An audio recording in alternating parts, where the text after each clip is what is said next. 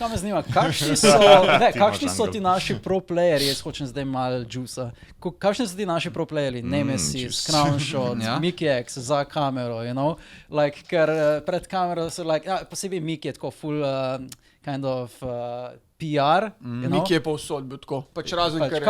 Expose them. Nimam nič tako zdrta. Ne, omenil sem, da je Juž bil pač precej tako ekscentrična osebnost na teh intervjujih, ampak zdaj, ko dela recimo intervjuje pa podcaste, je pač precej drugačen. Ampak on je bil tako... Meni sta bil tudi še zdaj bi rekel, da je malo bolj zadržan tako oseba pa to, ne. Se ti zdi? Od njih treh se mi zdi, da je Juž definitivno najbolj shy, for sure pač tako, najbolj zadržan. Velikrat se pojavi recimo na teh co-streamih. Sam se mi zdi, da ne reče nekaj ful velika, ne.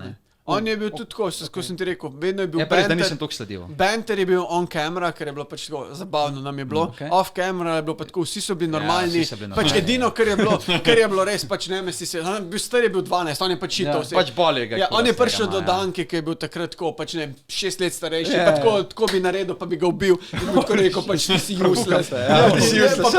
Pa to je bilo najko in govori mi, kao, jaz se bom vse prefukal. Ker tako užival, veš, užival pa tako 1,10 m, jaz sem prefukal. Ampak drugače pa tako dejansko, vsi so ful cool, vsi so ful prijazni, tako... Zdaj zmeri. Tudi online, kaj se vsi flejmajo med sabo, pol IRL in pol kolegi. Mislim, tako drugače vidva, ki imate še upogleda v te razne ekipe, se pojavljajo kakšne take značilne kombinacije osebnosti v ekipah? Tako da je recimo, da je kakšen, ki je lider, ki je tako ful bolj ekstraveren. Pri nas recimo sem pač jaz kapetan, zdaj to zato, ker sem najstarejši, imam izkušnje pa to, pa tudi ne, najbolj normalen sem.